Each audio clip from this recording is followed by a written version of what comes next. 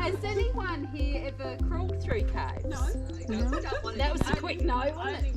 You're not going to have to on this tour. If you do, you're going to get really dirty. So don't. You've got your good clothes on. Yeah. All right. So I'm only asking because back in 1908 was actually when Alexandra Cave was discovered. So basically, we're going to very easily open a door up and we're going to walk down some steps to get into the cave. But what William Redden did in 1908, from where the doorway is somewhere there, he discovered a depression in the ground.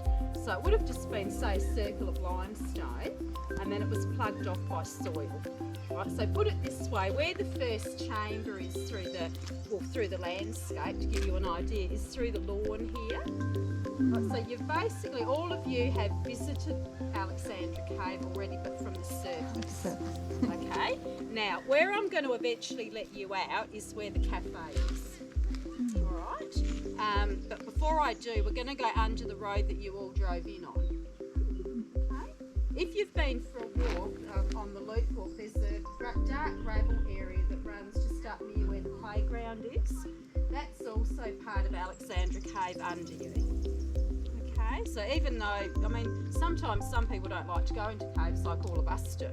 So if they do the walk, they're still connecting themselves with the cave, but without having to do that going underground. All right, so that's where this part of Alexandra Cave is that I'm going to show you. Getting back to William Redden, what he did was he dug into that depression because he wanted to find, his aim was to find a beautiful cave, and believe me, he didn't miss out on this one, and hopefully none of you will either, so photos are good. After digging into the depression, what he then did, he actually climbed into the hole that he'd made, but what he was actually standing on was the soil that had originally fallen in, but of course thousands of years ago.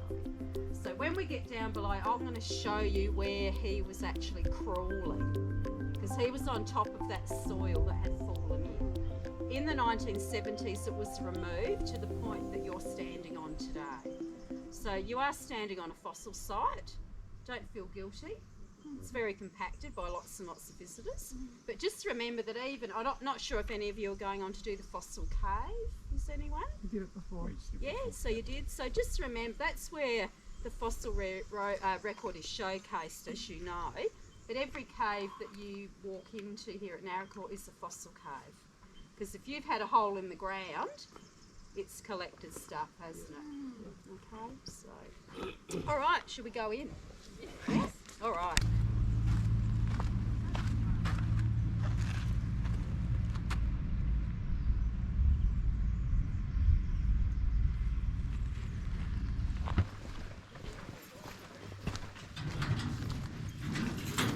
Don't you wish you were digging to get in?